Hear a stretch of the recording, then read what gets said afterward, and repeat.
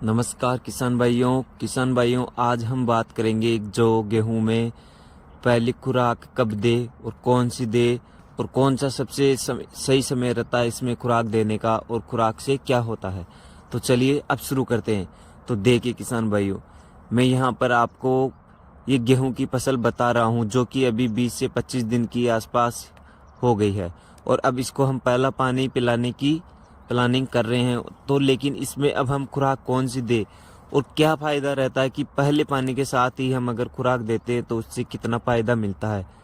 तो मैं बता देता हूँ किसान भाइयों, अगर हम पहले पानी के साथ ही खुराक दे तो हमारी फसल तभी से शुरू हो जाएगी, इसकी फुटान और ये बढ़िया बनना, रोग प्रतिरोधक बनना, ये तभी से शुरू हो जाएगी पहले पानी के साथ से ही। अगर हम दूसरे पानी के साथ में इसकी खुराक देते हैं तो दोस्तों वो थोड़ा उसका रिजल्ट इतना बढ़िया नहीं रहता है।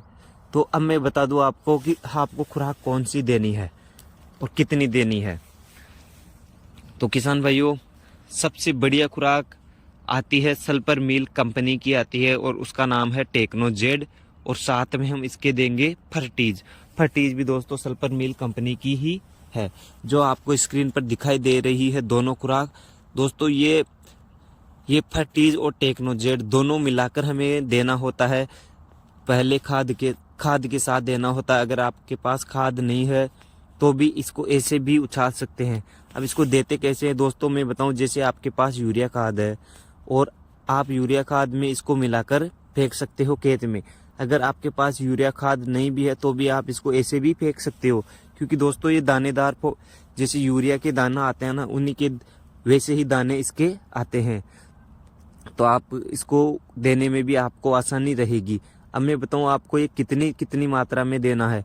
तो दोस्तों अगर आपके पास 1 बीघा खेत है तो आपको 1 बीघा खेत में 2 किलो टेक्नोजेड देना है और 2 किलो फर्टीज देना है। दोस्तों दोनों बिल्कुल बराबर देना है और ये ज़्यादा महंगा भी नहीं पड़ता है। इसकी रेट में बताऊं आपको, 1 बीघे का खर्चा रहेगा आपके 400 रुपये के आसपास। 400 रुपये में 10-20 रुपये या तो कम या ज़्यादा, वो दुकानदार के ऊपर निर्भर करता है कि वो आपसे क्या रेट ले, पर 400 के आसपास रहेगा। तो आप दोस्तों 1 बीघा में 2 किलो फर्टीज 2 किलो टेक्नोजेड दोनों को मिलाकर, अगर आपके पास खाद है तो खाद में इनको मिलाकर आप खेत में फेंक दो। अगर आपके पास खाद नहीं है तो आप इसको ऐसे भी फेंक दो और फिर ऊपर से पानी पिला दो। जैसे आप पानी पिलाओगे ये ज़मीन में चले जाएंगे घुलकर और फिर पौधे को धीरे धीरे विकसित करने लग जाएंगे। इससे आपकी क्या पैदा बढ़ने के चांस रहते हैं, आपके शीत लहर से बचाने के चांस रहते हैं और अधिक